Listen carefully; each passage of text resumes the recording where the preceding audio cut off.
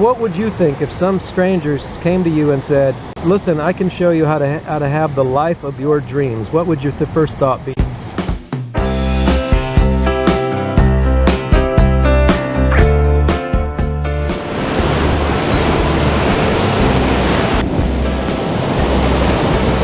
When I was in my late teens, I had this dream of living at the beach.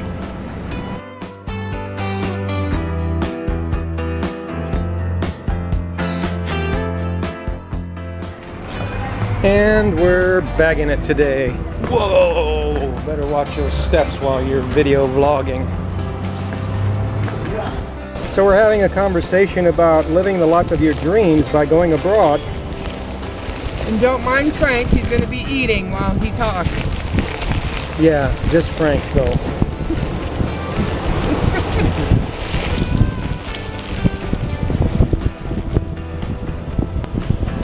Really good chicken. I mentioned earlier that the life of my dreams when I was in my upper teens was to live on an island.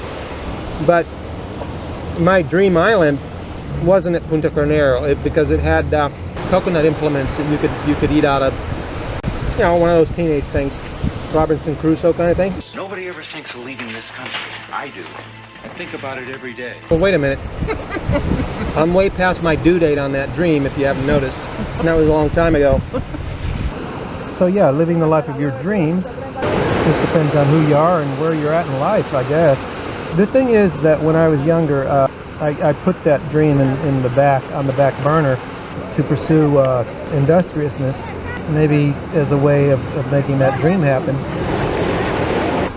Just putting it off, you know. And so a few years later, while I was in the middle of that, I met a friend, an associate.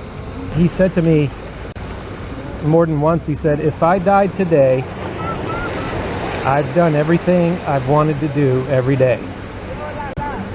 And this was an associate. We were going into business together. And when he said that, it kind of slapped me in the face because I knew I had dreams that I had put on the back burner. Goodbye, America! Have a nice day! Things I wasn't doing that I was putting on the back burner for later, you know, reward later. And I said to myself, you know, I can't really say that. And so that was one of the, you know, one of those epiphany moments, light bulb moments where you say to yourself, well, wait a minute, why am I not living the life of my dreams now? And people might say, yeah, but you need money. It's easier with money. Yeah, it is. But you know what they say, when you got your health and your time, you don't have money, and when you're chasing money, you don't have your time, and later you won't have your health. So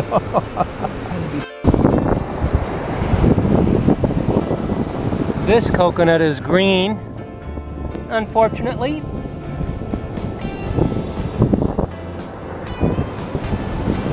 Well, one of the principles in life I call the rubber band principle.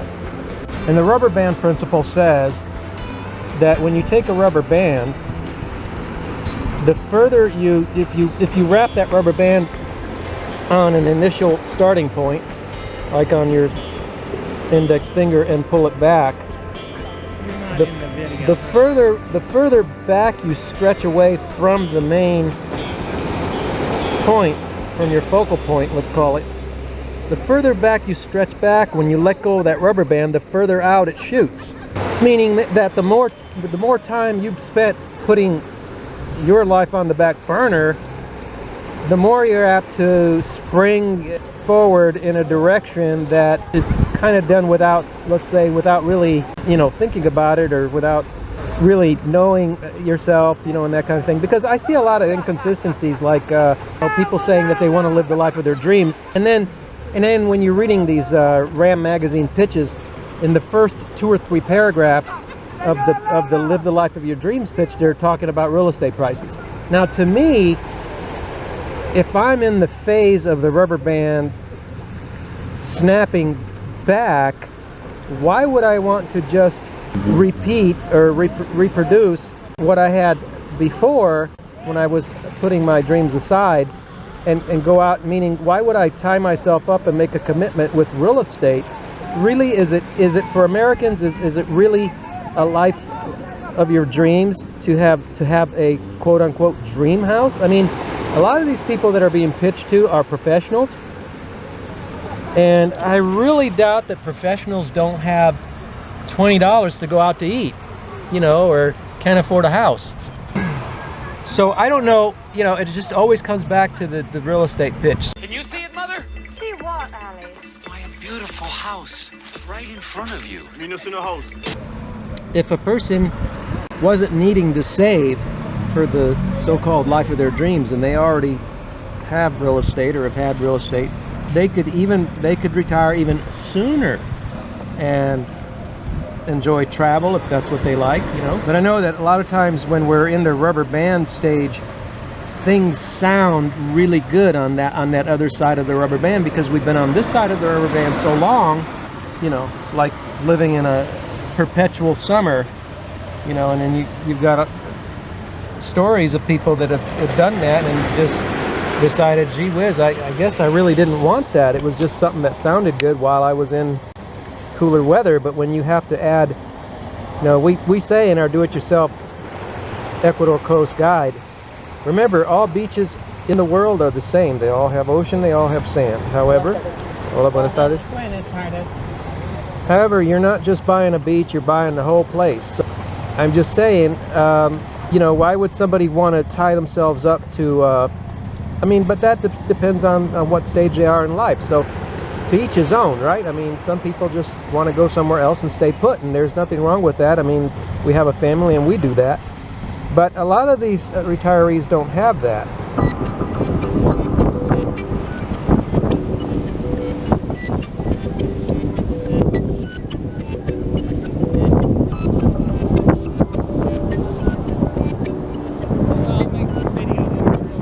What would you think if some strangers came to you and said, listen, I can show you how to have the life of your dreams? What would your first thought be?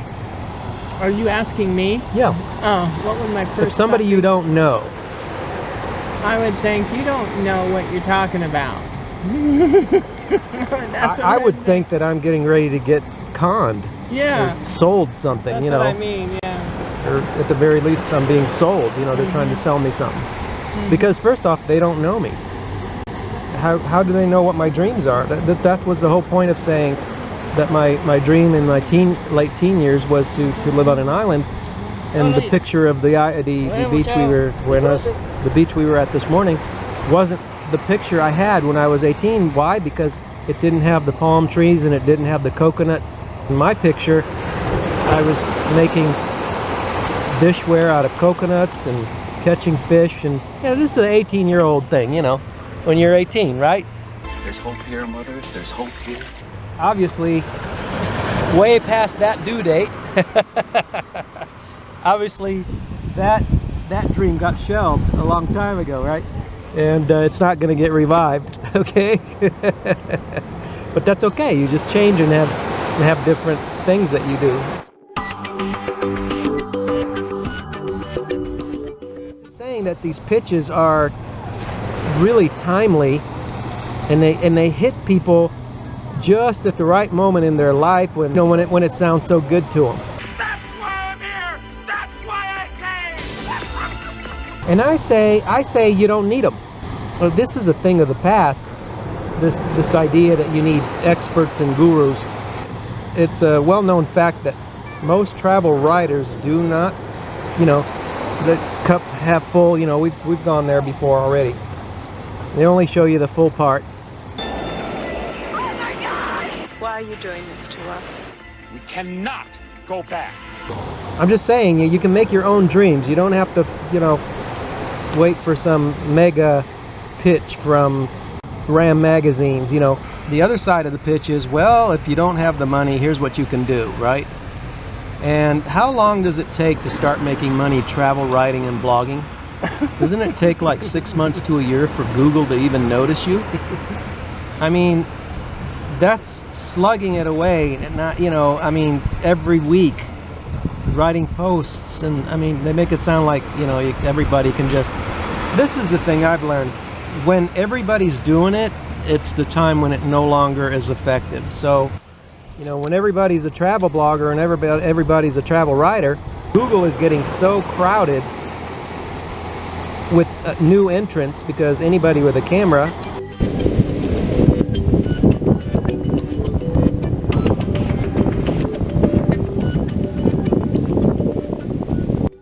I don't know, when I think of a dream life, I don't think of dream home.